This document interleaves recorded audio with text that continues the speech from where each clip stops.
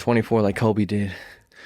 Intense emotion is a powerful tool. If you're able to elicit and get someone to adopt and experience intense emotion, that's a way to control someone. Yeah. Intense emotions also are how we define, because like when we're crying because we're so happy because things are so much joy. It's like a navigation force. It's like, this is good. So, but that's an intense emotion too. So it's like we need those to operate. So maybe they're hijacking that. Yeah, we act based upon intense emotion most of the time. Yeah, they also say that's like will lead to your downfall. Yeah, right. Being overly emotionally reactive to something and just acting on the impulse of whatever that emotion's influencing you to do or say or believe or enact. And then that's what good propaganda does, Yeah. Get you to elicit some intense emotions. And then you're like, hey, cut it out. Yeah, I don't stand for that. I ain't do something about that. I'm going to stand up because I don't stand for that. Yeah. Yeah. But there are things we're standing for. Like, I'm trying to think, like, the worst propaganda was probably in World War II, right? Because I guess, like, the Nazis had terrible propaganda that against Jewish people that made, like, the country okay with hating them. Yeah, I guess, that was one of the tactics, for sure. Yeah. So, yeah, I guess, like, saying that they were every day, we got it every day now. Yeah, we do have a ton of propaganda. Yeah, all the news time is constantly trying to get you riled up. Yeah, it's all the time. I don't watch the news, but that's what I hear is happening. Even on social media, the news has gone to influencing or paying influencers to post things about things, and that's been going on. I don't know how shortly after Instagram came out, Facebook came out and became more socially accepted and popularized. How shortly thereafter, for social media, did we start paying people to post things to get us to get more business or get more? Michael Jordan was influence. An influencer for Nike. Yes. So that thing's been there forever. Yeah. And they're probably making commercials on Instagram. Like Nike had an Instagram, but then an actual paid influencer, like 2010. So maybe it's only like 16 years old. But that's been going on. Yeah, even like the idea of the news. When was the news created? Who started making newspapers? Who just saw a need and was like, you know what we need to do as a culture? We need to put all the things that are happening down onto a piece of paper and read it so we're all on the same page. Yeah, I think like that's printing why press, they invented the printing press. Or who is this guy or girl? Who is this person? It's like, let's start printing magazines. It's like a blog. It just started out as a blog, like a journalist's blog who wanted to find the truth about what's going on here. When blogs came out, they were like, this is just like the news. They're just ripping the news. Yeah, I feel you. They had columns and stuff, like writers that would always write in and do their little, like, this is what I think about the world this week. I think that contributors. Columnists. Right. That's a word I've heard. Yeah. Yeah, that's what the lady on Sex and the City does. It's got to be a thing related to the newspaper, or people just putting out stories talking about current events, talking about sports. So yeah, I'm sure we had papers back in the 1900s, all throughout that time. 18, 17? How long do you think? How long was newspapers? Have they been around? Yeah. Where are you at? My guess is definitely. When was printing press came out? I don't even know when that was. I'm so historically. I think the first printing press, I would guess, in the 18s, 1830 or something like that. I don't even know. Let's see. So Tommy Shelby time is 1890, and they definitely had newspapers. I'm pretty sure. So like, this had to be. I'm getting lost. I don't really. And then we got 1776 with George Washington. Did George Washington have newspapers? I don't think so. I'm pretty sure when they made pamphlets, they were like writing them with ink. Well, the Reynolds pamphlet, Alexander Hamilton was writing stuff out. So I guess writing stuff down is even gone even longer. We're getting into the weeds. Like Common Sense is another pamphlet that got passed out. Okay, yeah. But they had to like during write that those time, out. I'm pretty sure. Was there a printing press? And to need a printing press, you would need like a typewriter. Okay, continue. Do you want to go for like you're doing a great job. We're just sifted through. What is this? What's going on? What do I remember from history class? What's happening in the 7th and 8th grade? It's like, wait, hold on. What's going on here? There's newspapers. The desire for newspaper. Who created this newspaper and why?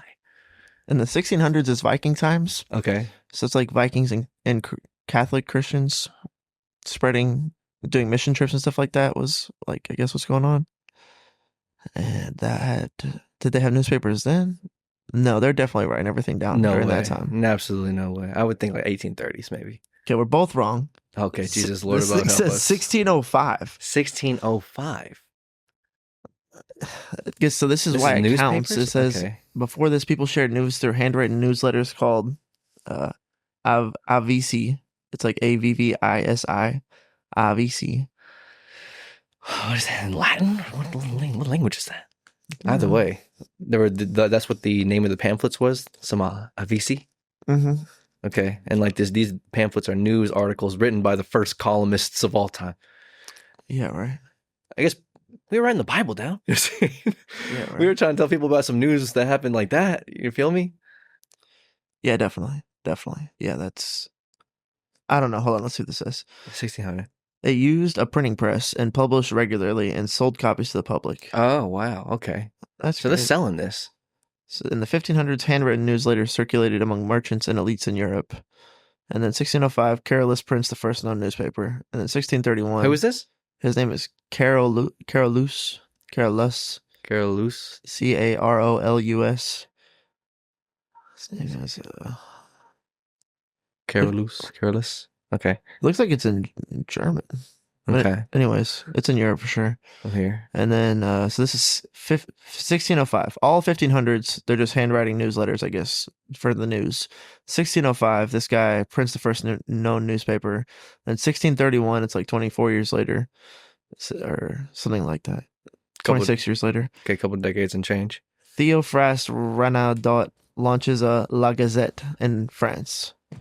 So, like a gazette is definitely like a word we still would use. Or you could imagine an old timey cartoon. When you said that word, I was like, that word just like ding. It's like that's in there somewhere. That's in that, like, when I think of that idea that pops up in the vernacular of that idea.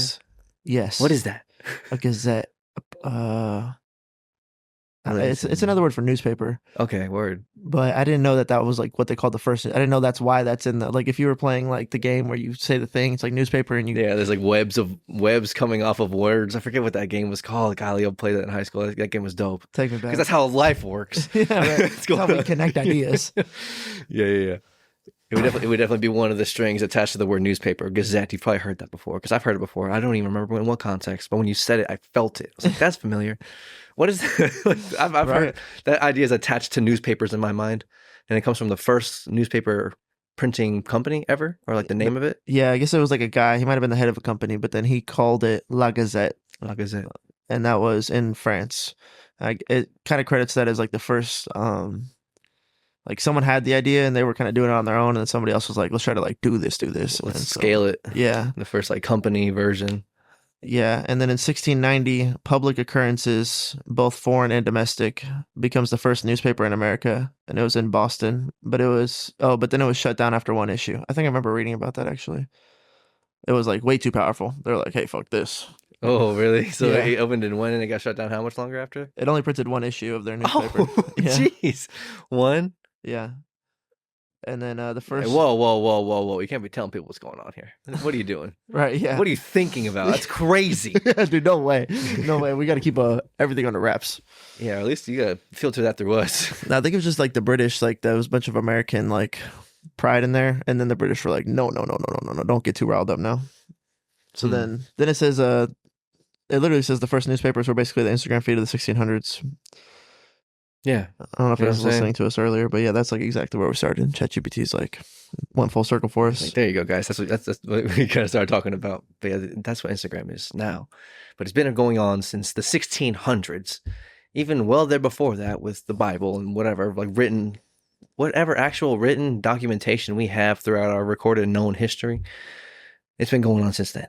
Damn, bro. But then it was formalized in the 16s, and then like commoditized and businessized in the 16s as well in France. Yeah, that's when they went through it. That I guess The 1600. That's crazy. Yeah, I guess I can scroll up. That's crazy. But now we got Instagram, so now we get more news than ever. And whoever's controlling Instagram is trying to. Yeah, you should not be able to print like like they printed it at like 3 a.m. or 4 a.m. and that was like that day's news. So you'd be like, I remember watching a movie where this guy's like run into the newspapers so they can print it in that day's news so he can like tell everybody. What happened? Yeah, that was like a thing. But now you should be like, "Do-do-do-do-do." Like doesn't matter when you find out. So live streaming right now. It's like, what's up? The king is dead. Yeah, that's why there's those like AI Bible videos made. You know, there's a page I think it's called AI Bible official or something like that. But it's just like they've had AI do renditions of some of the stories and stuff in the Bible, as far as like someone like FaceTiming the event. Oh yeah, I've seen that. You know what I'm saying? I was like, oh yeah, that's crazy. That's partially why seeing The Chosen so crazy too, because it's like it makes it come alive more so than just words on the page. You know, that's why we kind of love watching movies that get transpired from books. And if you do it well, it's like amazing. Like Game of Thrones is dope. It's so dope. Like through up to the time where George R. Martin has written so far. He's written 5 books, and they've turned that 5 books into like the first 6-ish seasons of the show. But then season like 7 and onward, they start to do their own thing, and it's just not as well received. I thought it was great. It's fine. It's whatever. It's entertaining. But to see the Chosen, like it gives so much more life to the words. And Game of Thrones, I think does that well as well because there's so many freaking names, bro. So that's why the second time you watch it, it's even better because there's so much unknown that you can't possibly catch it all in the first go round. But the second time you watch it, you know enough to catch even more, and you're like, oh, this is tight. That's badass. That's nice. Yeah, we love that. That is a product of him writing really well. Seeing it in person or seeing it on screen, you're just like, this is tight. See, that's so foreshadowing itself as a concept is a crazy thing. It's like you're watching it, and it just is what is in front of you. You have no concept of what the future of the is going to be. So you're just watching the show. Yeah. But then it's like, but what they are doing for you is like telling you what's going to happen right in front of you. Yes. Like as before it happens. Yes. And then when you go back, you're like, oh, they were telling me. It was so obvious. Yeah. How did I not catch that? It's like, because you never could. That's foreshadowing. Especially if it's your first time. If it's truly your first time with no interpretation of what the story potentially could hold, if no one's spoiled it for you. Right. If you're just going into it blind, you're just like, yeah, I know like kind of what it's about, but like, let me check it out. It's like, you're not going to catch any of that. And it's kind of known that you're not going to, unless you're like one of those people who thinks on that frequency, like thinks at that level. Or yeah, like my dad of abstraction. My dad understands movies too, so it's like there's nothing grand in front of you that doesn't become like. Or I guess like the term is there's never a sword on the mantle that doesn't used by the third act or something like that. Mm-hmm, that idea. Yes, and then that idea just means that there is a collection of ideas that people like use to interpret like that. No one ever just says something for no reason. So if like they're having a conversation about something, you can kind of like understand that's either going somewhere or it's going to come back later. But usually there's no pointless dialogue in any true book. That idea of and everything that you put into the scene is like important to the scene. Right. Yeah. Right. Very little, if any, like truly random things, unless like that's even intended or whatever you're doing. Right. Like, the way of interpreting story.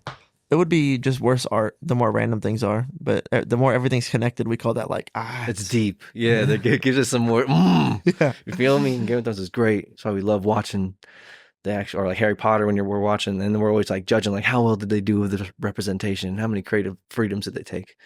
Did they stretch it too much? Do I like that stretch? Do I not like that stretch? Do I agree with that stretch? How much do I like stretching? Yeah, right. Just leave it the way it is. Why don't you just make it exactly what it is? Like, or let's just copy the dialogue exactly from the book. But like they do take some more creative liberties in the pursuit and energy and spirit of making it more dramatized and entertaining and grand and cool to watch. More explosions. Bang, bang, bang, bang, bang. Capture bigger audiences, younger audiences, number people. I was just thinking about, I had a crazy thought. I had a crazy thought over here. And I was just thinking about, it's so crazy we're talking about propaganda. Before we get to, I did want to say about the printing press. Tie it up. Come on, bring us back. I got to tie something before I can tie the thing. Tie them both together. So the thing came out in like 1400s, right? The first printing press? Okay. No, I didn't tell you all that. Okay, the first printing press itself came out in 1440. So that's the first machine that makes mass production paper items. Yes. So we're a little off with our timeline. We're like, no way it could be that old. But yeah, 1440, crazy. Cristo. And then I guess it looks like if you look at it, it's like there's a table with like the paper, and then they're like dropping like, I get maybe they had like ink. Something, yeah. A stencil of ink. Yes, I'm not sure. It doesn't show that part. if they could just write it, that'd be great. But my brain thinks it's like stencil ink, like you said. So then, it was a part of the Holy Roman Empire. This guy Johannes Gutenberg. I don't know if you remember history. Gutenberg. Gutenberg sounds familiar. Okay, I'm with you. And then movable metal, oil-based ink, mechanical press, standardized typecasting. That's what we're talking about. Standardized typecasting. Typecast me. He's him. The first major book printed was the Gutenberg Bible. So they did make the press. Okay. The first thing they made was the Bible. The Gutenberg Bible back in the day. Gutenberg edition. This came out in 1454, 1455. First Bible ever, Gutenberg. And it's considered one of the most beautiful and important books ever printed. I don't know if ChatGPT considers it that. How accurate is it to the like King James or whatever's more commonly read today, ESV and stuff? Right. That's a great question. I don't think it's going to tell us, but No, continue. Then the last thought to do was 165 years later in 1605, which we talked about. Mm-hmm. That's the first time they took one of those and used it for like, let's make news with this. Yeah. Let's talk about what's going on. What's the narrative of life that we're living in? What's the story? What are the news? What's going on here? Yeah, maybe we should do that. Circulate that. It's like this person died. Or like there's like there's all these snakes over here, guys. Don't go over there. Past that third tree. Don't go over there. People were like trying to sell stuff like stories. Come be an indentured servant for 30 years. We'll get you all the land you can dream of. And they're like, we need to tell people, a bunch of people about this. Mm-hmm. So they probably tried to print stuff like that, like ads right away. I'd imagine ads happen right away. Pretty quick. Ads are probably what made, you know what I'm saying? Yeah, right. How do we tell people about this? I guess no, that's not I would think that. The cynical part of my mind, but actually the first thing they made was the Bible. That's fine. That's gas. That's gas. That's gas Gutenberg. Props to that guy. Took you a little bit. No, it was like within like 20 years. Ask that. Or what is the Gutenberg? Does the Gutenberg have both the Old and New Testament? Or okay. I guess how accurate or how close is it to today's standardized versions? There's a lot. There's a whole bunch. Yeah, it says that there's older types of presses kind of like that in China and Korea that go back hundreds of years. Like the idea was there. And then I don't know why this Gutenberg one, they were like, nah, but this one's legit. This is like an iPhone. Like we're on this now. One hits. Yeah. We can make the Bible and stuff with this. Mm-hmm. Does the Gutenberg Bible look similar to King James? Oh, what are the contents? Yeah. ESV. What are the contents? Shout out men's conference this month upcoming. Yeah, dude. Let's go CBC. If anybody watches this, you can come on down to San Antonio, Texas. And if you're in San Antonio, come on, man. Come on down. Men's conference. Gonna be dope. Absolutely love it. I can't wait to rock my MJ38 merch at men's conference. MJ38 merch. Men's conference. Come on. It's the most important thing in the world. That's what we're all doing here. The cool thing about men's conferences is they have super dope merch.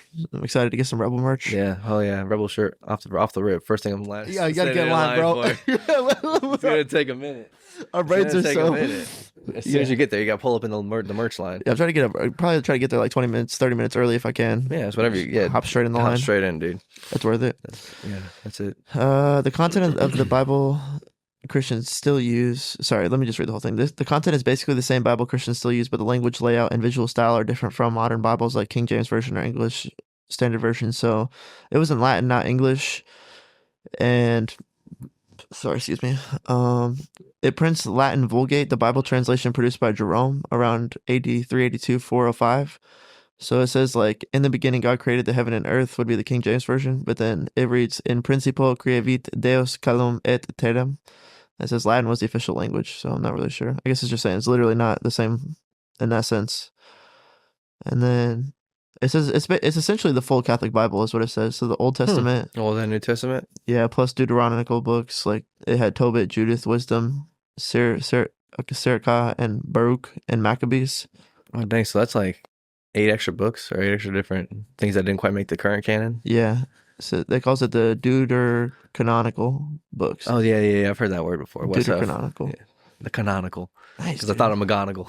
Nice, dude. Yeah, that's cool. I want to understand what he's talking about. Wes Huff, dog. Big bucks, dog. Big bucks, dog. But it also had Matthew, Mark, Luke, John, Acts, the Pauline letters, the general epistles, and Revelations. Structurally, the New Testament is basically identical. That's crazy. Wow, that's crazy, bro. 1400, they're like, this is it. And it's still the same? Or like, it's holding, that's a long-running book, dog. That's a long-running actual piece of human history. It That's said, why West Huff like studies this stuff so heavily, so deeply, so passionately. Continue, sorry. no, I was saying it has the way it says it's printed. It intentionally makes it look like a hand copy Bible monks made. Uh, Little handheld, little Game Boy Advance. yeah, right. I guess it looks like a medieval manuscript. I don't really know what that means, but it says there's Okay. about 42 lines per page instead of being like thick. You know how it is. And then it says there were black Gothic letter types, but they wrote them like calligraphy like lettering. And then I guess maybe it's just like the stencils they used were calligraphy. And then it says there were hand painted decorations, like they colored the initials, and then they used red and blue ink for different things. And then there was gold leaf in some copies. And then each surviving copy is slightly different because that part was done by hand for each individual one. That's pretty crazy. What? It's pretty crazy. Yo, that's gas. I wonder how much those go for. If you get an original what was it? Gutenberg? Yeah. Okay, Gutenberg. Dude, we should try to get one day. Heisenberg and Gutenberg. That's kind of art I want in my house. Yeah, dog. You know what I mean? I'd be like, yo, this is gas. I'd rather have that than This a is Monet. crazy. That's nuts, bro. That's great. Yeah, it's the labor of love that goes into that. Yeah, they said there was no verse numbers or chapter numbers, section headings, because that didn't happen until the 1500s. Yeah, they were just writing bars. Because it's definitely like in the more common. Oh, wow. What's that? Let me in. Dude, they made 180 copies, which was erroneous for the time. They used the word erroneous. Erroneous. That means like egregious? Yeah, like unfathomable. How many copies? Like out of there. 180. 180. Yeah, and today less than 180 written copies. They'll have to be written and then printed? they were printed and then decorated is what it says. Okay, got it. And then fewer than 50 copies still exist. So we lost like 130 plus. Dang. What do you think to go for? Okay, so there was 180 and there are 30 left? 50 left. 50 left. They lost 130. Okay, 50 left. Iconic Bibles. It's got to be at least 3 mil plus, maybe like Priceless. All right. Priceless, dog. I was just thinking about the Kendrick Lamar had a diamond encrusted crown of thorns. 3 mil. It's like at least that much. Your ballpark, you're right there. Really? It says minimum was 25 mil. Okay, wow. Max is like 40 mil. 25 to 40. My next guess would have been 100, but yeah. It's just hard to know what people would value. Like who's rich enough and what are they willing to pay? Mm-hmm. That's pretty crazy. 50 mil is a lot, but I get it though. So that's art. That's history. If you're gonna the Gutenberg. It's like which painting would you put in your house? You know, it's like if you're gonna invest in one. David. Yeah, right. I'm gonna take the statue. I'm gonna take the statue. A bill. How much would they sell it to me for? You think? What is this? Italy? Yeah, right. How much money would you have to be willing to pay or to receive to sell the statue of David? Pricelessio. Like they might just shoot you. Yeah, it's so insulting. Just push your checkbook, throw it in your face. Yeah. That might be the passionate person there. But realistically, what do you think, dog? I think you can move the needle. 1.25 bill does a lot. I'll do a lot. Mm-hmm. It's like I think even the idea of just marketing, I'm like just a little more than a bill. Because a billion, but they're like 1.25 bills. Like oh my gosh, wait, hold on, I gotta think about this. I could blow 0.25 and still have a bill. Oh, billions! Imagine blowing 250 million. Yeah, no, yeah, yeah. You could become it. That would make How much? 250 mil? Yeah, that's a lot of money. That's more than $1 million a week. That's $1 million a week 5 times over. You're gonna blow that and still have $1 billion. So yeah, that's just fun money. So I guess yeah, I'm like, how many families are that rich? You'd be in a small group of like Saudi oil princes. Yeah, who's making 5 million plus a week? Oil companies? I'm trying to think. I don't know if and onwards and upwards, whoever's controlling those oil companies. Jeff Bezos that rich? I think he's worth $1 billion. I think so. Elon's worth $1 billion too. I think they're the two people worth $1 billion in our country. Bezos got there first though. Amazon, Elon. Last time we asked ChatGPT a crazy question. How many people have made over $1 billion? I think a lot more than. I think Elon's at $1 trillion. No, or am I tripping? And what is the statue of David worth? If I wanted to buy it, we're gonna narrow this list down. We're gonna see who can purchase it and see how much it's worth. What? Who can actually compete with me if they were going to auction it? Okay, yeah. As of 2026, there's roughly 3,428 billionaires. And that's only the ones that report it. Mm-hmm. Another ranking system, the Huron Rich List, estimates about 4,000 billionaires worldwide. So that's about 0.00005% of humans. And that's about 1 billionaire for every 2 million people. Yeah, we're only talking about 250 mil. Yeah. 1 billion is 4 times that. Yeah. So it's insured for roughly $100 to $300 million, and some insurance estimate much as $700 million. That's what I'm saying. Yeah, you offer the bill 5, you're gonna get it done. It says it cannot actually be sold because it's part of Italy's national cultural heritage. Oh, yes, it can. Oh, don't you question me. So the real answer is it's essentially priceless. Even ChatGPT is like, I don't know, bro. No, man. Humor me, ChatGPT. Like, what would we sell this? What did we buy the Statue of Liberty for? How much? They gave it to us. Okay. Yeah, as a gift. How much would it have been worth, though? How much could we have bought it for if they were trying to sell it? I mean... And now you can't... I guess the same question now. Depends who's controlling the budget. Can anyone buy back to the Statue of Liberty? France is like, no. Give me that shit. Give me that. It'd be hard to move. That's the whole thing. I'm sure it was hard to move to get it in. Yeah, true. Probably more so now, though. Yeah, we definitely defend it if they try to take it back. but yeah, like it'd be funny if they had some kind of like contractual setup, like after like 500 years they were technically allowed to take it back. That'd be funny. That's a funny movie. Yeah, right. Well, it says so this thing says the most expensive sculpture ever sold went for $104 million. 100 million. What's that?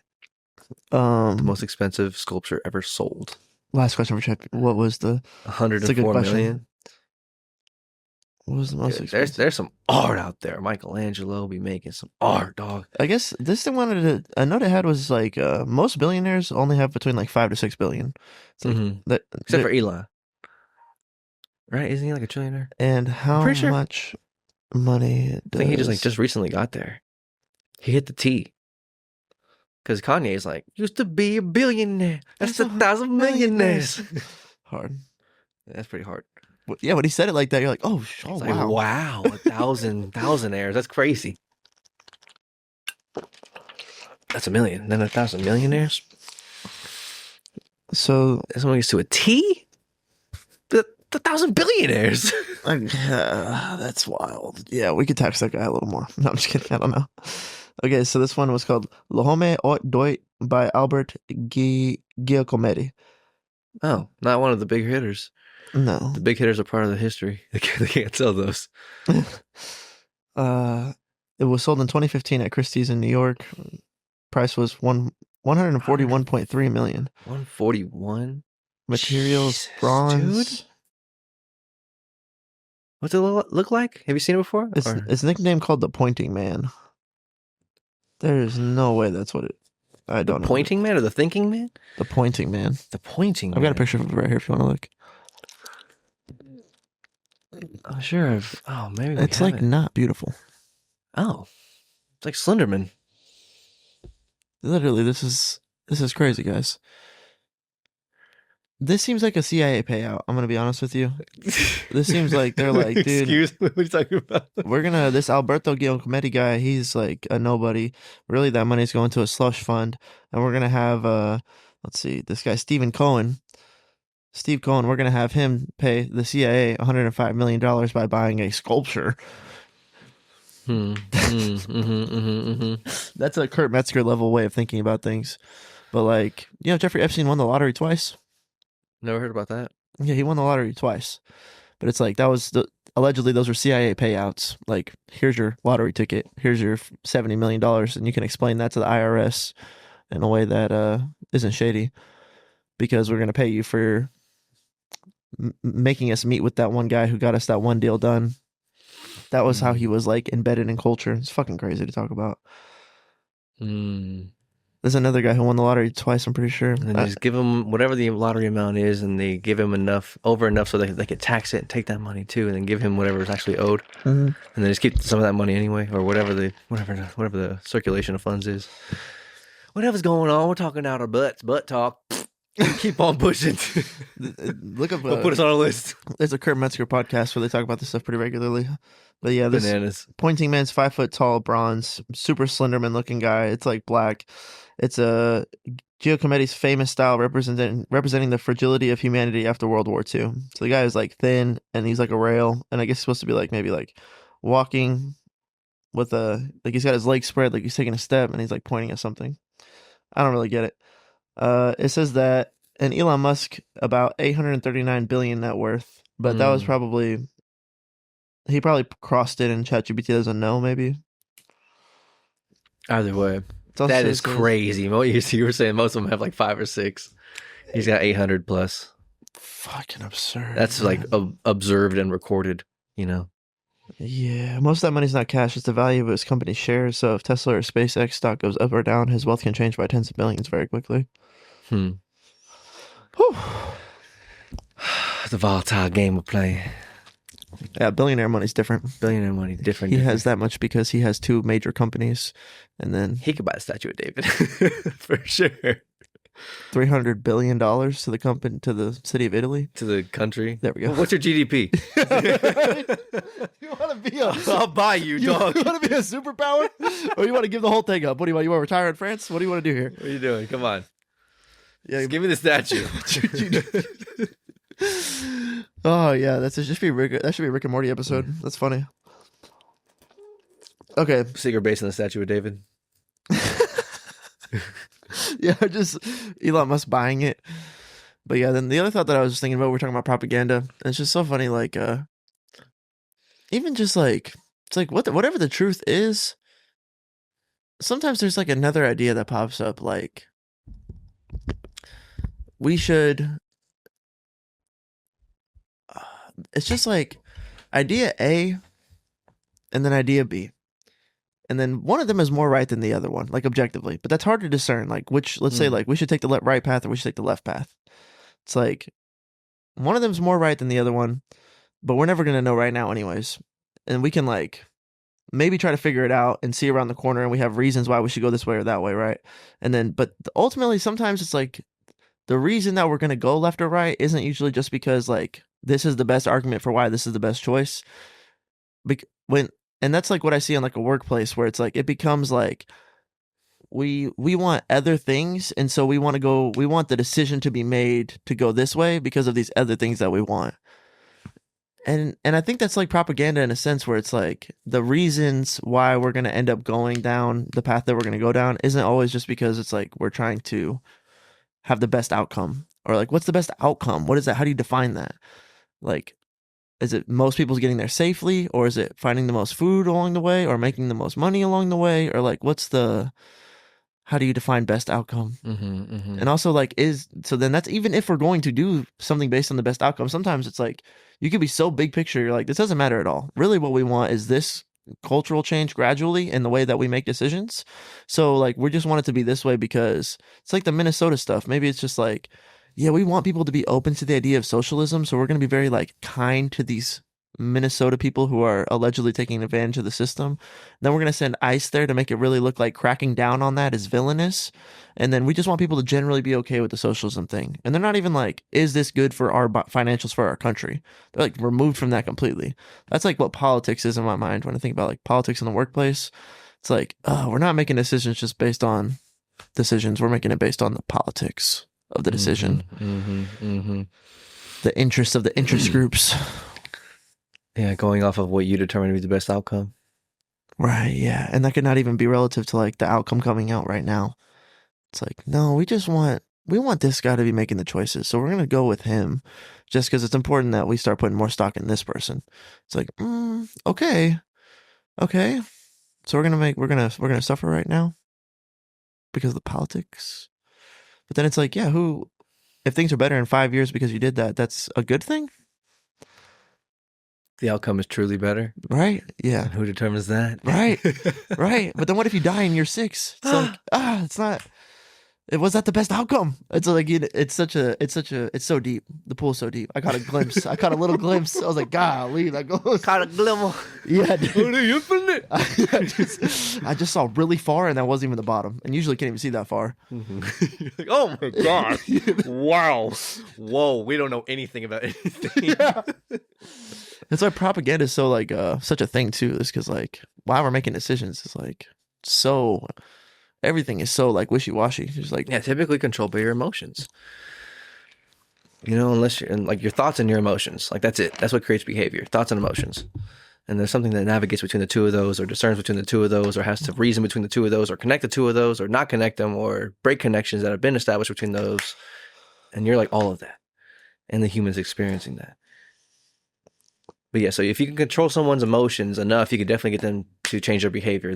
Because the equal side of that opposite coin, or the opposite side of that coin, is also true of you are able to change your actions based on like your mental and your thoughts. There's like emotions and thoughts. It's like those are two different things, but they do overlap a lot. But emotional intensity will result in action, and then also mental intensity to control your thought intensity to generate more emotional intensity will generate your actions. yeah, It's like we're dealing with both of those. yeah. You have to have both. Mm. It's like yeah. I play better defense when I'm like have a reason to be locked in. Like then it's two things. Like how locked in I can be locked in without having emotions. But emotions will make me lock in. But like if I'm all the way locked in and I'm emotionally locked in, it's the same limit. But the thing that pushes me transcendently through usually is like the emotion part, where I'm like, okay, I'm gonna do something special right here. I'm like, That's the digging deep. you will not pass, dog. Like That's the Holy Spirit. yeah. So it's like you kind of need that to get that like maximum beyond optimum performance, like that special place, like that X Factor place. But yeah, you have to fortify your mind in such a way where it's like controllable, because otherwise, like you could just like I've just like fouled the shit out of someone before because I'm too emotionally charged. You know what I'm saying? Of course, it happens all the time. That ain't helping nobody. That happens all the time. Or you could The heat of the moment. Yeah. That's the heat. Yep, exactly. Yeah, so I think that's what you're saying. It's like both things at the same time, like optimum control over optimum chaos. Yeah, the propaganda is trying to break that chain or influence it in whatever direction you want it to get influenced based off whatever you determine to be the better outcome. For who? Right. Yeah. For you? For you when? Which one? Like the Dems want us to think Trump's a villain, for sure. Definitely a lot of propaganda. And there's some people that are like, duh, this guy's a pedophile. Duh, this guy took money from single moms or whatever. You know what I'm saying? There's a lot of reasons why they think, duh, this guy is the worst thing that ever happened. And it's just like, yeah, what to believe is such a whole thing. It's also like, what are we defining the outcome? Yeah.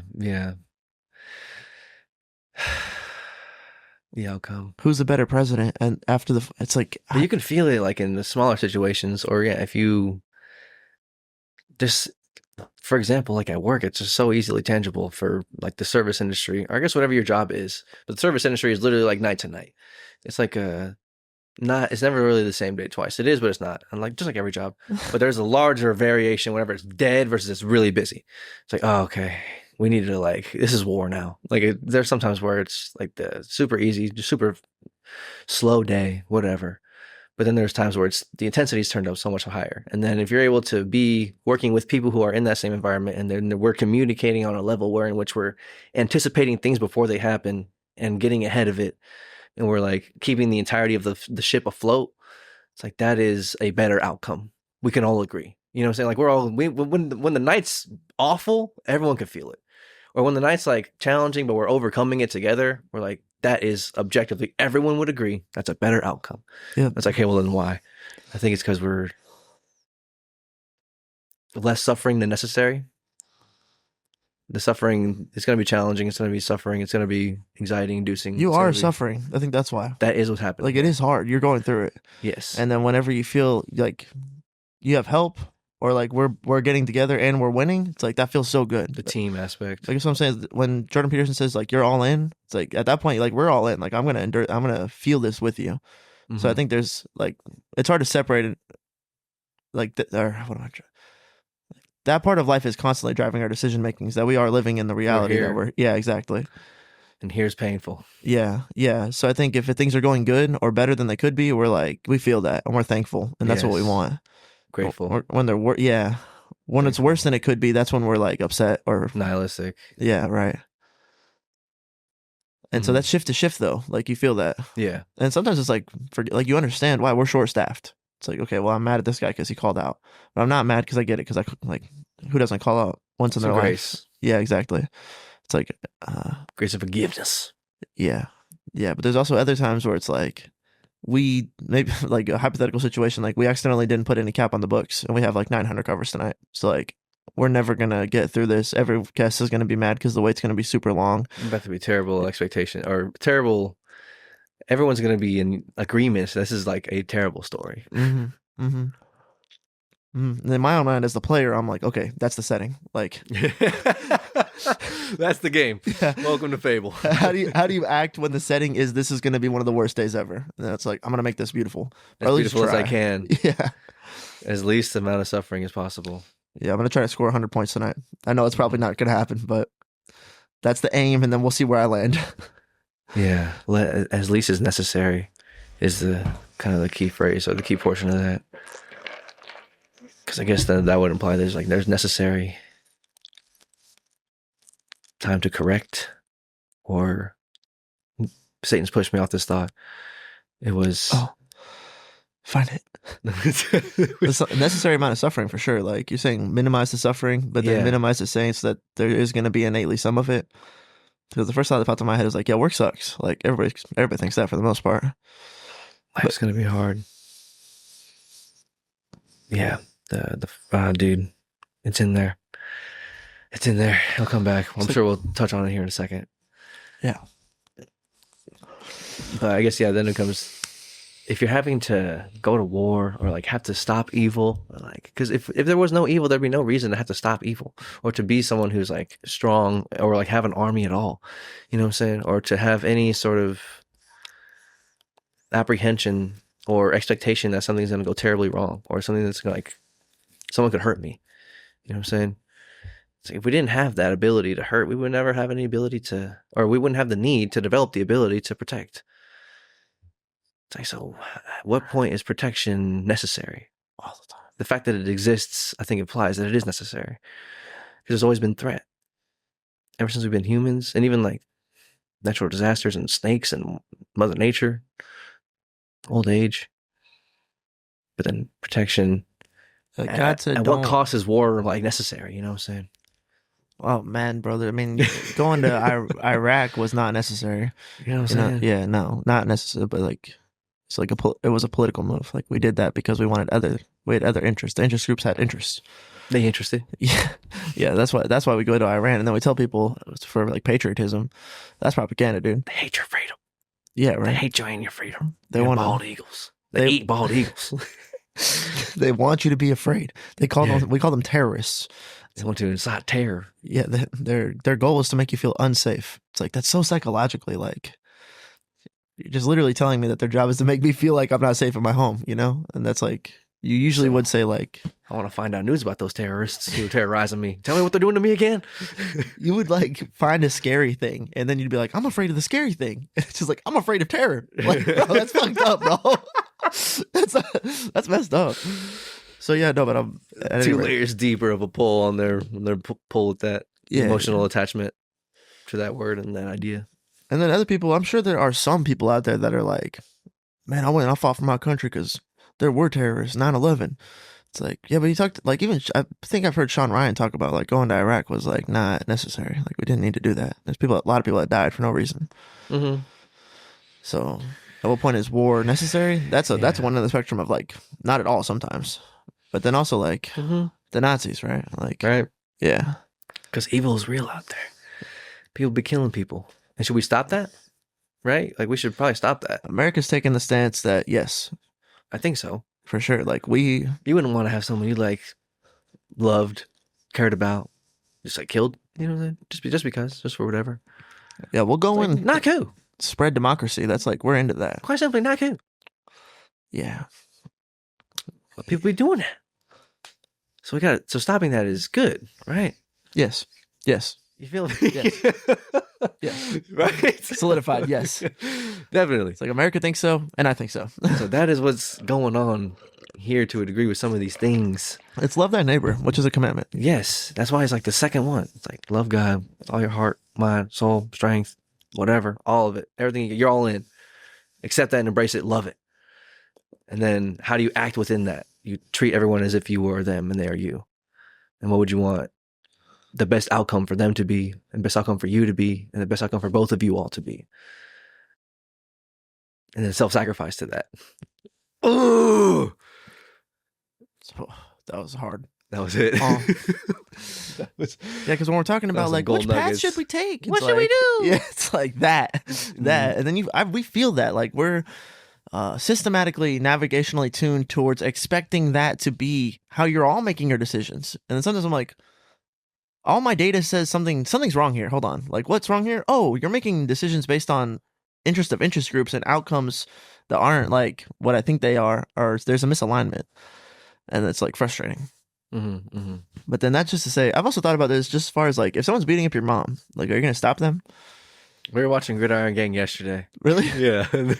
One of the opening scenes, and like one of the main characters gets put into the detentional correctional facility thing or whatever because he's with his homeboy. His homeboy gets killed, and then he's like gonna go later that night to go get some revenge. Get his lick back, like Yeah. Pastor Mo said. Yeah, getting the lick back, getting the get back, and then he doesn't end up killing that guy, but brings a gun, bails out of the situation, bails out of the scene, heads back home, and then his mom had like been in a domestic dispute before he arrived, I guess, and then she had like bruises or whatever, and then he was like, I guess there was like this was a proposed narrative that the implication is that this has been going on for a while between this relationship with these two characters, his mom and the boyfriend or whatever, and he's like more or less tired of this low life, tired of this whatever, you only come around when you need money type energy.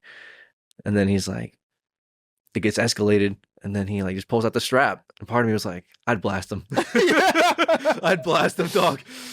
Sayonara. Yeah, I'll see right. God in heaven. Yeah, at that point, is it murder or is it something else? You know? Yeah. Okay, protection. yeah, now we're touching stuff. Yeah, Now right. we're touching foundational stones here. These are hot. These are hot stones. Whoa. Yeah, Billy was like, oh man, hold on. Yeah. Blast them. I blast them. See, that's the thing. That's also another thing that I'm saying is like when you're in that moment, you're in, like you're all in. Like you're not. We're here. That's the heat of the moment. Yeah, we're pontificating over here, but that's not the same emotion as like being there with the heat of the moment. And you're like, no, in that moment, blow. Like, yeah. That could be deemed more the right thing to do, or more the better outcome. Yeah, actually, what would you do? Whoa. You're like, that's what I do. I would, yeah. And then he blasts them, and I was like, understandable, son. See, that's good. I like a show that it's like, is that under right now? You think so too, but then the show where the movie could go on, and you're like, could further dive into that belief, or maybe they're gonna show you that it wasn't worth it later through the show. You know what I'm saying? That wasn't the right choice. Yeah. And that's one thing House did, like not his grand scheme, like episode to episode, they would kind of play with you like that. Like, okay, yeah, this character is really believable, right? And you like them and you want them to win. So you kind of you agree that he should have shot them. But then they're going to show you like love and mercy and grace. Like that boxer who said he hugged the guy that shot his kid. Yeah. It's like, but yeah, I'm just saying all that to say you can play with people's emotions. For sure. And then getting back to touching the stones, I think about that guy too. It's like he wanted no revenge because he was moved by the mercy of God to like want to offer forgiveness to this person that killed his kid. Yeah, genuine wrong at a deep level. But yeah, the other thing But if is, it's in the heat of the moment. yeah, right. If you're in the heat of the moment, though. Like, is it murder? Yeah. Like, would you expect that dad? I'm like, dude, that guy was killing my little brother. When does self-protection come into play? You know, that's the thing that we've legally deemed to be reasonable enough to give someone the out. Not that means I define my morality on those kind of things, but I do agree that is something to look at. That's where it legally. came from. I'm telling you where it came from. I don't believe any of this. Or not that I don't believe any of this, but all these are just thoughts that are coming to me. Yeah. I'm trying to find the truth, dog. Yeah. Yeah. No, I'm with you. That's one thing. Okay. Organizationally, as a country, we don't define right and wrong. Self-protection is there. Yeah. You're allowed to do that. Yeah. And the thing is, like, part of me does say, like, I would never want to kill anybody. Like, I just wouldn't want to do it. Never want to. But if I came home and somebody's beating on my mom, it's like, I'm Blasting them. That's what I'm saying. Like, absolutely. Smithereens. Exactly, dude. So the Kendrick expresses that. I think it's called Triple X on Damn, his album. But there's a point in one of those. No, it's Mr. Duckworth. I think it's Mr. Duckworth. Either way. No, it's Triple X. I can't remember. It's okay. It's just a song. But he's talking about his uncle or somebody calling him because their son had been killed, and he's like talking to Kendrick, like he feels as if he has like an anointing on his life and he speaks wisdom, or he's just like one of those characters in his personal story, one of his homeboys, or someone within that close of enough of a social circle to reach out like that.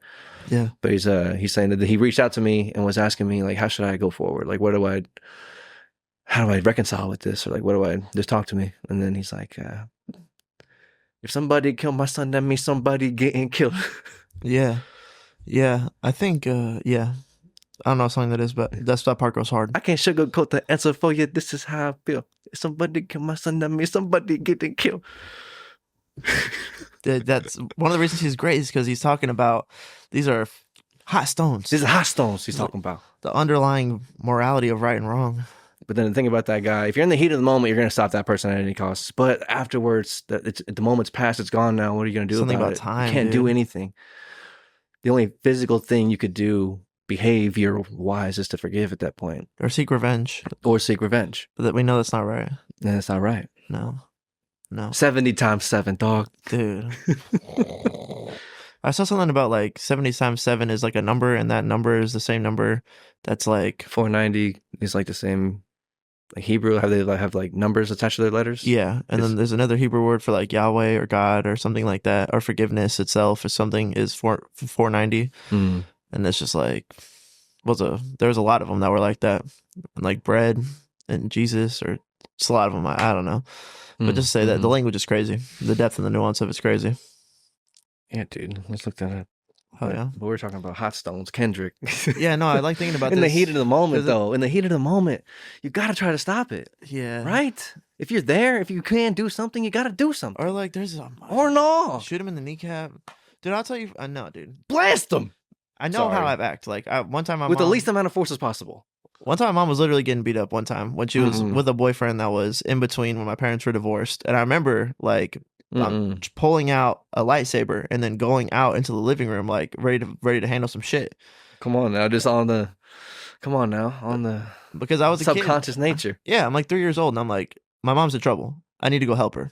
I'm gonna fucking take my lightsaber in there and go. I'm gonna slay the demons. Right, bro. That's innate. That's I'm what gonna fight some demons. That was just in there. If I can, I should go fight the demons. If I'm here with it right now. Every movie we're like, beat the bad guy. You know what I'm saying? It's like, that is, I think it's human nature is what I'm trying to say. And then, but so is a bunch of other stuff that's not good. So we don't always define our decisions as the proper decisions based on our human nature. But I'm saying in this point, definitely, I think the human nature is to defend your family. Then also, it's like, my neighbor is my family. It's like, God says, yes. It's like, love that neighbor. It's like, how far does my neighbor extend? Yeah, I guess what happens whenever I see the neighbor that I'm supposed to be treating as myself, and I see myself doing something absolutely heinous. It's like, how do I love my neighbor in that situation? Yeah, definitely in that one song is like, if I can't show you love, then I'll show you how we cut throats. It feels like that's the paradigm. It's like, if I can't love you at all, then you have to like, I'd have to blast them. I don't know. Right? I don't know, man. Jesus be talking about forgiveness, but then the heat of the moment. If someone's trying to kill you, I guess Jesus let people kill him. There it is. That's why it's a conundrum. He did let them do that. And then what happened? All his friends died horrible death too for the ideal. Yeah. But the thing is just my mom, dude. That's what I'm like, no, I'm sorry. Like, no, I'm sorry. No, I'm sorry, Jesus. But like, bro, like, what do you expect? Yeah, right. What do you expect? Peter cuts the ear off that guy and Jesus got it. You know, so he's like, I get it, dude. You know, it's like, not cool, but I get it. That's at least how, in my mind, that's how that went down. I'd shoot him in the knee is the other option. Don't kill him. You know what I'm saying? Stop the situation. There you go. Yeah, de-escalate at the lowest cost possible. That's a Jordan Peterson. That's it. Esque. That would, yeah. Yeah. Yeah, that's it. The problem is, too, is if he's just going to go do that to somebody else. Is that not my problem? You know? Yeah, if I continue to let this go on, then I am almost in a sense contributing or perpetuating it, allowing it to perpetuate and grow. Or like maybe that's like a grander, if you see it 2 or 3 times, you're like, okay, this isn't like, or like, I don't know. Maybe I should act, the proper amount of action to connect on that or to meet the requirement of minimum required action. I think, Jordan uses that same type of verbiage and phrases and mental construct around the idea of disciplining children. Yeah. At the lowest cost possible, at the lowest intensity to match the offense, more or less. It's like our justice system is based on that. Yeah. And that's fair. Yeah, de-escalate the situation, shoot him in the knee. But Right. it's also, there's times where it's also just like, I know that this isn't getting fixed. I know that this is beyond acceptable. Like I think there's a certainty sometimes where you're like, nope, blah. Mm-hmm. Discernment. Optimum outcome. Who determines these things? Only God can judge the objective truth. Only God knows. We could never know what the objective truth is. No, we're interpreting it. It's all interpretable. It is there. We just interpret it. Yeah. And someone's like, I claim to be pretty close. I claim to be pretty close. It's like, all right, well, these ideas clash. So now how do we... That guy's funded by the mob. Yeah. Like, JFK's not even like a... He's got ties. He's got ties. But also, he's Pinocchio. God speaks through everybody. I'm real for real. No, yeah, you can learn from anybody. Definitely know what not to do. Learn from Pharaoh. You're like, oh yeah, don't do that. Because I think there's a point where, or whatever, Moses is pleading with him. He's like, if you don't do this, it's coming down on your head top. He's like, nah, I'm good. He's like, all right, let us go. It's coming down on your head top. And then the plagues start coming. But then within all that exchange, a lot of those verses and like conversations back and forth within the biblical text, it just mentions like Pharaoh's heart was hardened. And I think it's not as if he's consciously, maybe he's not consciously choosing to like walk away or to harden his heart, but that is a result of somebody who has this particular personality or mental construct on the way they view life and behave because of that view. And that is, and they won't need, it's not necessarily that they're conscious enough to like turn away from God, but they're just like so turned away. They don't even like think about it. It's just like, is what's happening to them. They're not really there. The Holy Spirit that's within them isn't awake or isn't strong. It's not strong enough to fight the Jiminy Cricket that's already there, or the thing that's controlling and contributing and interpreting and acting upon your thoughts and emotions. Yeah, that something happens there. You get blocked off. Like when Jordan Peterson says you can't have this fallacy persona without that mask becoming you. It's like that is you turning away from the Jiminy Cricket as like at a core level. It's like, no, I would never harden my heart to the objective truth. Like, why would I run away from the objective truth? It's like silly. It's in my own best interest to align myself with the objective truth to the best of my ability.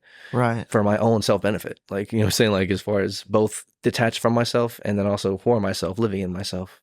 It's like we're talking about trying to reach objective truth, but it's like even if I try to strive for the most true objective truth, that's going to give me a better truth as well because I'll be living in that or closer to it. So it's twice. But then to have your heart be hardened by that, no one would optimally choose that, to like run away from that on purpose. But then, yeah, it's like I think to your point, what Jordan's kind of mentioning is that you can't wear that mask without, that is the mask that turns away from God. It's like that's what that is. It's like I could get what I want and like keep my soul. And, you know, I could play how I want to play, and I could still get to have my salvation. And it's like, no, man, that's not it. You're right. You can't just have your cake and eat it too, but you can. That's the funny part. That's why God's great. Yeah, you're right. And it just looks like self-sacrifice. Like I was thinking, if tithing is the same thing. It's like giving money away from the front. You think there'd be less in the back when you need it, but it's just like when you go to small group and you think you're going to have less time in the day, but then there's something that happens that just gives you more time. Or like, what I think happens is I think your perception of time becomes like, you know how sometimes weeks pass by really fast, or it's like, oh, the day was over so fast. I think your perception of time becomes like each hour that passes, you're living more life. You have more conscious moments in that hour. So you literally get more done. But then like on the flip side, when you've maybe like taken your first and then just like you get that bonus and you use it and you just splurge it on stuff you know you shouldn't splurge it on, and then that makes the money go like even faster than the normal rate of fast. And the same thing with your time. If you just wake up and waste your time, like if you can go to church, you have like way more time during the day. It feels like it. It's like I'm gonna sleep in today. It's like now you have less time and it's moving faster from you. And I think that happens that's why tithing works. Like it works. How does it work? How could it possibly work? God's just gonna like send me money? It's just like, no, it's just like time. Like the same way you can't really perceive your perception of it. Like it's gonna happen with your money too. Yeah, and in fullness, you get a glimpse, but in fullness you can't possibly see that. You know what's going on here. We just get a glimpse. No, you don't know. And the self-sacrifice is the same thing. It's like I'm sacrificing myself. How could that make me like better for it? It's like because like your perception is your normal perception. Choosing not to sacrifice yourself will make things worse. Choosing to sacrifice will make things better in such a way that your perception will alter. And Yeah. you have an altered perception. Yeah, it'll change the way you look at life, and you'll have more time. Yeah, your consciousness will have been shifted into a place that you're not currently in. That's hard to understand, and it's even hard to understand when you're in it. You're like, I got so much done today, or like, how am I still? I imagine when you do a small group and you come home and you're still like have time in your day, and you're like, oh man, I thought like, I did all the things I needed to do, or like I accomplished all the tasks that I set out for myself, even though I felt I was stretching a little bit. yeah, you're just Like, there oh, for no, more I of got it. time. Yeah. You're more consciously present. You're getting some real hours and not the AFK hours. I think that The more dilates real time. hours you get there, it literally changes your matrix. Yeah, that's we're describing something so crazy. It's like trying to put words on something that's like an esoteric feeling that I've only touched sometimes. Like, no, that thing is real. So it's like the Bible's like a cheat code. Jesus isn't like, if you ever feel like you don't have enough hours in the day, here's what you should do: wake up and self-sacrifice. If you can't go to church, commit yourself to small groups. And then he's like, I am the way, the truth, and the light. You know, that's what he says. And it's like, slaughter the best and fatted calf to me, and then everything will be well for you. It's like something that happens a lot in the Bible. And then like when he tells Abraham to like sacrifice his firstborn son to me, like it's like this idea of like the thing I covet the most, or the thing I would value the most, the thing I would be most likely to protect. The physical, tangible thing that's most important to me. Right. It's like, no, sacrifice that thing to me, and then everything else will be perfect for you. It's like that, but it's even better. Better. Well, yeah, better than perfect, or perfect is better. Whatever way. Yeah, better than your perception of perfect. And I got more to come. You can't even conceptualize what perfect is, my friend. You're right. We got limited perfect. He got perfect. Whoa. Wow. That should make you say, whoa. Whoa there. Yes, but then it's like it's an allegorical story. But I think it's describing a thing that's like dilating your perception. And we can get there now by tithing the first 10% of our check to the church. And you're like, well, I don't know how they use that money. It's like, it's not what it's about. We're talking about dilating your perception. Letting go of your perception. Yeah. That's hard. Because I don't know. Yeah, it's literally the opposite. It's like, I need to hoard this. I need to save this. I need to bury this or whatever. Like the idea of that whenever he gives them the talents. I forget exactly what parable. Matthew probably somewhere where Jesus is talking about giving people talents. Yeah, the king is going away. He's like, gives them 1, 5, and 10, and then the 10 doubles, the 5 doubles, and the 1 just buried the 1 in the fear, scarcity mindset of not wanting to lose it or not wanting to, I guess, do it and take the risk, enter into the unknown for real, or come back with nothing. I think was also like part of the... yeah, exactly. Yeah.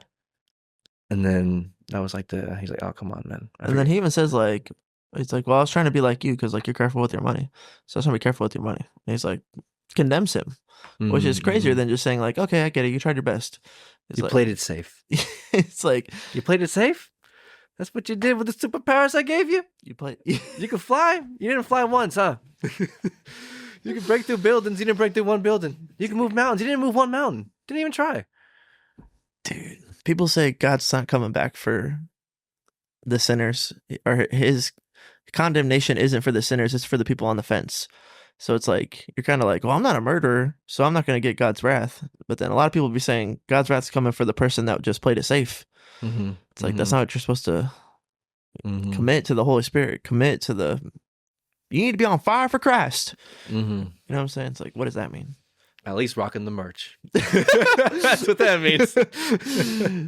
Yeah. That's why I feel like when we wear that stuff and CBC stuff out in public, I'm just like, come on, dog, we're repping out here. Let's go. It feels different. I want it on my skin. I'm walking around Six Flags like, yo, walking on a Schlitterbahn. Like, come on. Feels different. We're repping out here. I'm wearing this jersey for real. I'm about this. It feels hard. I'm in. I feel like a Laker. Yeah, dog. You know what I mean? I had the thought come to me the other day when I was doing just like in the middle of my workout. I was just like, man, I feel like I'm a threat to the threats. Like I want to see them one-on-one. Oh, like let's come on. Where are they at?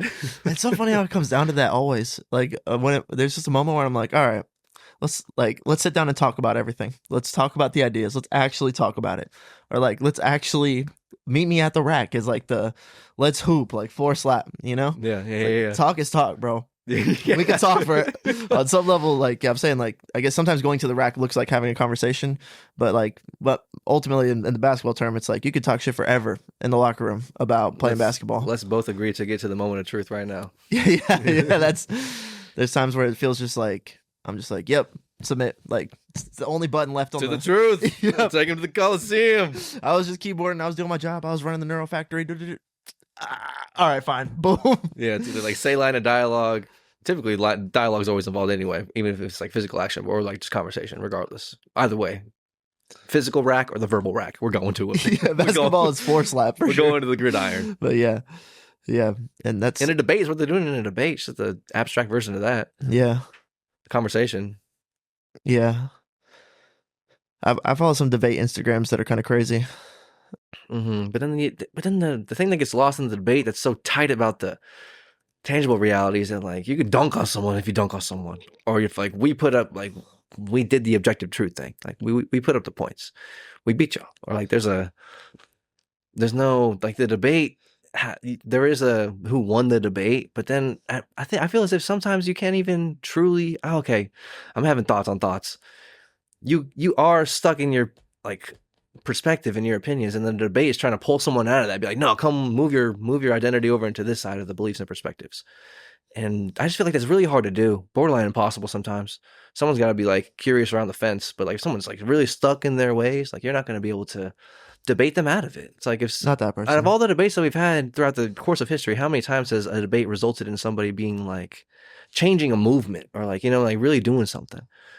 Yeah. So there's a percentage of people that are politically open to either side. They're willing to be swayed. That's why they are in the colleges so much too, is because there's like a point in time where you're more like open to being persuaded. And that's in like college when you're finally free. When you're away forming from your first initial thoughts about what's going on here, the narrative, the independently. newspapers. Yeah. So they try to get in there and make you be a freaking ultra dem or whatever. I'm not really either side of the aisle. Yeah, it happens both ways. But Jordan Peterson would say false. Hey, don't throw the baby out with the bathwater, Matthew. Like, yes, hold on to that baby. There is a lot of liberal psyop propaganda like stuff going on in the colleges across Western culture right now that is impacting society in a major way. And I think when we just talk about susceptibility, that's something that's happening in that realm. Mm-hmm. But then those people usually do get buried and locked into the ideologies that you made. It's like 80s people music only like 80s music. Like you're not really changing how they feel about it's good music. Mm-hmm. And same thing with like moral principles sometimes. Yeah. Ain't no president like JFK. It's the last real president we had. Some people think that, Yeah, they're stuck in their ways of whatever neuron pathways they've been firing to create the emotions that they've been feeling, to reinforce the thoughts that they've been having, to do their actions that resuls from all of that. To uphold the identity they've been firing that. Yeah, they've been firing that cycle for so long. It's just like an automatic habit at this point, mental habit, abstract habit that we can't exactly control or know about, but we do control it and know about it a little bit in the abstract. Right. We don't really know what consciousness is going on there, but there's something there that is in that example of someone who's stuck in their ways super hard ideologically one way or the other, or doing whatever. It's like you have this mental synapses, the neurons that are firing in your brain that results in you doing whatever this is. So it's like if you always are raising your hand or doing a workout, like you could feel the mind muscle connection, like the neuromuscular pathways between the neurons in your head that are controlling your motor actions. So it's like the more you fire those in your head, the stronger they become. And like that happens like physically, and then also it's like belief ideologically. It's like I've just been thinking like this is my results. And emotionally, it's like I feel this emotion, I do this thing, or I feel this emotion, I think this thought, and like the opposite is also true. But then if you're not careful, you'll just be stuck in those neuromuscular, but not even neuromuscular, like neuro abstract, emotional neuro patterns in your mind, and you'll just have fired that button sequence so many times, like your character is just doing that. Like we call it habits, or we call it like reactions, and they are getting into that. Break in there and then access it and then control it like it's a superpower. But if it left unattended, we will like just create neural pathways that make the situation better for however we deem better. And our definition of better is just so off. Sometimes we're inspired and we have the Holy Spirit in us and it's right. Facts. But if you're drinking every day after work, that's probably just off, Yeah, I think part of you also knows like deep down. The thought is that there's so many levels and layers that like you can only, let's say like you're going to be hyper disciplined and wake up at 6 a.m. every day. It's like there's a amount of pressure and weight that is now putting on you in your life. And then you can hold that and maybe you hold it forever. But also that if like you have other weights and other pressures, you're going to be overstacked somewhere, and then something will cave and things will be bad if you don't manage that weight and load good. Mm-hmm. And then you could decide to like take that thing off of you so that you can bear the other weight and load easier. But then it's like both things are not deep down. Now your identity is becoming, am I a person who upholds a lot of weight on average, or am I a person who manages their load more better? Do I take things off when the pressure gets high? Do I put things on? Do I leave things on too long and things get bad? Do I like that more than being lit? Like the webs get deep. Like it starts here, but then it's like, am I a person that stays in bad relationships? Am I a person that doesn't get into relationships because they could be bad? Am I a person that knows how to navigate those things? It's like, then you can become someone who is aware of their habits and constructs habits that they do like. And then you're like, I'm someone who does that. So anytime I see a bad habit coming my way on basis, I'm like, don't fire those neurons. It's different than even like, I guess you've now like the neurons that you fire from the thoughts that you have become like so subconscious. I think that's like wisdom too, maybe. Yeah. But then another thing is that you could break any construct at any time if there's a harsh enough call to action. Be like, I quit smoking. Like that's always possible at any given point. But usually you need like motivating factors to happen to you. But I guess what I'm saying is like no matter how well connected the neural wall is, it could still crumble at any moment. Yes. We're that powerful. Yes. But it will also dictate your day to day if you're playing AFK. Yeah, it's like breaking an addiction. You know what I'm saying? So Yeah. you can do it. Yeah. It can't happen in a moment, or it's like getting jacked. Like you can do it, but that one's not gonna happen in a moment. Like that one holds a truth in it. That's why I think that one's got some weight on it. When you lose weight or when you change your physical movement patterns and like you're running, because like the real aspect of me at the rack, it's like this is not abstract anymore. This is right here, right now. I can see it. Like we just watched that happen, and we all agree that happened, and we all agree that this is crazy, and we're all like the people who are all cheering for the same thing that actually does happen. We're all so elated. We're just like, yes. He cut the buck. Yeah. Hit the power. Yeah. He punched Malfoy. Yeah. Did the thing. We won. Yeah, and I think there's something special about like when you know it's the moment, you're like, this is it. Like it's all been coming down to this. It's like I think like God is with you in that moment. If you're on the right side of history, if you're on the right side of what's right. More accurately aligned with what the actual better outcome would be. Yes, because like if you play 1-on-1-to-1, and maybe you're right and more skilled and more disciplined and more talented, everything right side, he could just like throw up some bullshit and it would go in, and then you lose, and then deemably like he's the winner when you went to the rack with him about what's right. So then the idea might be like, well, maybe you should play a long enough game that truth comes out more common. Like let's play like 1-on-1 to 15. Yeah. Let's play 1-on-1 to 100. Right, maybe that's more accurate. You know what I'm saying? But then I also just think like sometimes it's a moment, and you just have to be willing to bet it all. You're like, nope, I'm all in right now. Let's go. I'm all in. Let's F around and find out. Show me the river. And you just gotta know God's with you in that moment. Like if it's the right moment for you to put all your chips in. Yeah. You just gotta know you're gonna kill Goliath. Yeah. That David energy, dog. Yeah. That's why Elijah's the dopest. Yeah. That's Meet me at the rack. It's please. biblical, bro. When I realized meet me at the rack was biblical, I'm like, yo, Elijah's so fly. Elijah's it. It's fire, dude. Yeah. He's gas. To read that story, I'm just like, oh, that's goosebumps. That's what they're talking about. Me and someone at the rack. Yeah. Like, it's biblical. Yeah. Going the extra mile. It's biblical.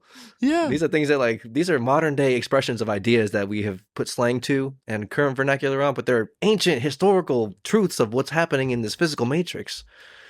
Meet me at the rack has been going on. Going the extra mile has been going on. All these things that we're just doing here. We're people, man. Print and press, man. News, propaganda, man. Make you feel something, man. Tons of motion, man. That's what we're trying to do too as well. We're trying to propagandize a little bit. Trying to influence. Evangelize. In a positive direction. Yeah. Evangelism For is a a better propagandistic word. Damn. Yeah.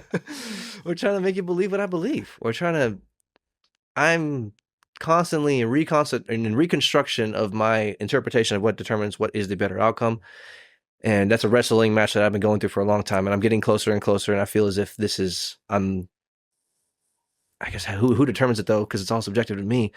But I think that it's true for you as well. If you were to follow some of these abstract things I'm trying to tell you to do, or like think about things in this kind of manner, trying to evangelize people towards Christ and the idea of self-sacrifice and what we've been talking about like this whole episode, and what this podcast is kind of predicated on, it's like, think like this. I think these things are kind of true. And if we lean on these more true thoughts, I think we're going to create a better outcome collectively.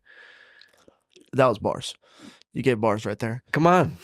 That's what we're doing. See, That's the what thing everyone's is, doing. I'm like, well, but I think maybe if you are right, then it's not wrong. So like, Yeah. right. If I'm evangelizing you in the name of Christ, it's not the same thing as the propaganda that you're doing over there. But the problem is everybody thinks that they're right. Yeah. Nobody operates in a realm of like, well, I'm the baddie. Yeah. Unless you want to be the baddie. yeah, unless you're super self-aware. Uh-huh. You're like, I don't know what I do, and I'm doing what I not know all the time. That's demons. Like, yeah, right. But Sorry, continue. ideally, you are aligned with truth. Want to be aligned with truth. Yeah, and it's just like it's a bold statement to say, no, my truth is the truth. I'm actually right. I know everybody thinks they're right. I'm actually right. Yeah, yeah. That's a bold thing to say, Cotton. But then with Jesus, it's like, bro, that's right. Like, come on. You know. That's right. Yeah, you just, That's why you gotta be careful. That's why you shouldn't go all in every hand. You gotta know. It's like motivated by that. Like, yeah, the same thing as being like, nope, bow. It's like there's a different certitude that comes into your spirit sometimes where you're like, no, let's go to the wreck. Like, I'm certain this isn't that. It's an authority assertion.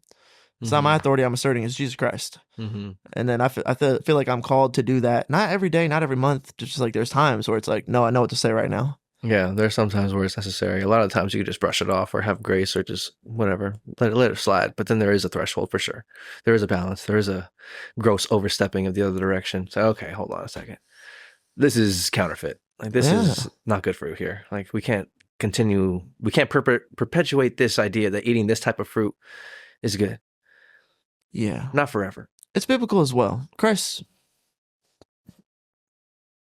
told them to, in the most dramatic fashion in the Bible, like went off on them for turning the temple into a flea market. And like he definitely was telling them like, nope, this is not okay. No, I'm not with that. God's not with that. I don't know what you're doing here. That was an authority assertion in that moment where he's probably like, nope, we're going to the rack. Yeah. Going crazy. Yeah, definitely going to the rack with all the Pharisees and stuff, Yeah, when they're trying to take him to the rack all the time. You know what I'm saying? They're like, what about this whore? He's like, calm down. All right, chill out, bro. Like, Bless you, sir. Who are you? Yeah. Who are you? Yeah, that's what they kept asking him. Are you the Son of Man? It's like, I know what you're asking me. You're not asking me, but you're asking. I am? You're asking me, can I throw you in jail? That's what you're asking me. It's like, no, you can't throw me in jail. Yes, I am the Son of God. Not yet. You'll have your time. Maybe at the rack, dog. Yeah, like when he says, like, they're like, is it not Caesar's money? He's like, yeah, it's Caesar's money. That ain't my money. Sure, she doesn't have the money. It's like, whatever, dude. Whatever's tangible, whatever systems you've put in place here. Yeah, have those. It's you fine. Created those, But I created you, and you created those. Those things we need financial structures, we need organization, we need to put some limits on this thing or try to construct it in a way that produces a good, better outcome overall for the majority of the pack. That's what we're trying to do with our little pack here, with our 8 billion people in this pack. Absolutely. At least hopefully what we're trying to do. But then that gets convoluted. Convoluted? It's convoluted. Is it convoluted or convoluted? Convoluted? Yeah. Okay. I'm pretty sure as well. I could have sworn, I think I got hit with a zigzag with that the other in a show or something. I think someone said convoluted, or maybe they said it was different. Maybe I'm thinking it was something else. Yeah, it could just mean a different word. Prior to that, like a different pronunciation. But I was like, oh, I thought that word was pronounced like that. Is it voluted or diluted? Convoluted. I think it's convoluted because I think it's like diluted. But then I think it's convoluted because I remember having that thought of like, oh, I thought it was like this because I had this neuroassociation between these two thoughts. But no, it's actually like this. So I need to break that neuroassociation between those two thoughts because it's not correct if I'm right. But then if it is correct, I could just reestablish that and reattach it. I'd be like, okay, no, I was correct. It is convoluted. Maybe we're wrong, dude. Is it convoluted? I think it might be. Right? I remember breaking that neuroassociation in my mind. I think you fucking got me, bro. Yeah, no, I think it's convoluted. Right? Yeah. Okay, I remember breaking that thing. You broke it. Really broke it. But then it came back because it's been such a reoccurring neural thought pattern that I've had. So I had to break it again. Yeah, convoluted by definition means complicated, tangled, confusing, intricate, overcomplicated. That's I think we use like ambiguous. And this one it says like somebody could just say like we need to lower costs, and somebody could say we must strategically realign our fiscal expenditure pathways in order to optimize capital efficiency, and you'll be like that's convoluted language. Like you're over complicating it, or that's confusing or really intricate or tangled. Like I'll have to like piece my way through that. But like I also thought convoluted meant like diluted. You know what I'm saying? Me too. Yeah, with like it's like a watered down version. Maybe I'm spelling it wrong. Yeah, maybe right. But no. I mean, I asked it like, is there a word that's like convoluted? And it's like no. Convoluted versus convoluted. No, it's like there's a diluted and there's a convoluted. Dang, I just put those two together. They got us. We're living in fucking bear-seen bears, bro. Time on shifted, dog. Used to be a word. You're right. I could have sworn to God. I grew up in a place where convoluted was a word. Me too. But no, I guess we were wrong the whole time. So I remember having to break that neural pathway. Then it presented itself again right now, and I just said it on camera. I was like, wait, no, I got to break that one again. It's so funny. You could be like this really like great thinker, articulate speaker. You use one wrong word, someone's like, this guy's an idiot. Dumb. I can't listen to anything he says. Later, Dig. It's all fucking... There goes your credibility, Dig. It's all fucking crazy. You want to get ready to sign off, though? Yeah, dog, I'm ready. 124 like Kobe did on the dot. We love you guys. Have a great rest of your life, existence, day. Enjoy the waters. Go hard. There's nobody like you. Nobody can make your impact. Do what you can do. That's all you can do, and that's all we can do. And do that to the best. Just see you in a billion years. It's worth it. MJ38. Come on. Peace. Bye. Rolling through the city to the light show. Really ain't no telling where we might